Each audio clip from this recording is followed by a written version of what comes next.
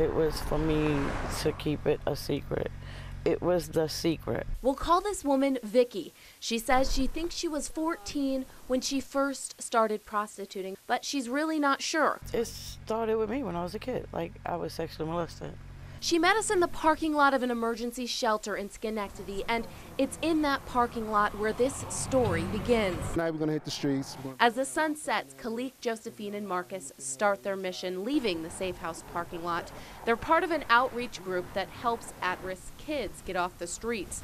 They think child prostitution is an underlying issue that needs to be addressed. It's not a good feeling knowing that. I mean, you see young girls 14, 15 years old being prostituted for sneakers. They're manipulated by the older man and by money, and they might be in positions where they can't afford things, so they feel like that's their only outlet.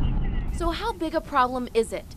District Attorney David Soers says it stretches beyond county lines. We have exit 24 and exit 25 that connect New York City to Montreal, that we connect Boston to Chicago. So there's a lot of people coming through, and this is a place where people believe it's a key location for people to come and engage in this trade. Soers and law enforcement officials have been working with the FBI to stop the trafficking and prostitution of children, both on the streets and online. Sir, is there anything you want to say about this trial?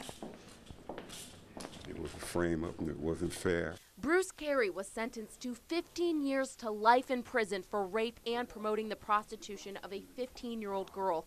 This was his third felony conviction after police say he spent most of his life profiting by prostituting children. And then there's the case that's being prosecuted right here at the U.S. District Attorney's Office. This affidavit states that Troy's Michael Happel paid $500 to have sex with a 12-year-old girl.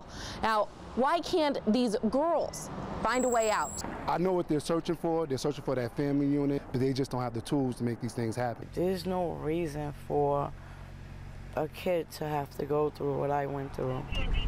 And for those who take advantage of these young girls, District Attorney Soers says it's not a secret anymore. For the pimps and the other managers, we are coming for you and we're going to prosecute you. But for the other part of this economic engine that keeps that business thriving, your decline is not going to be private.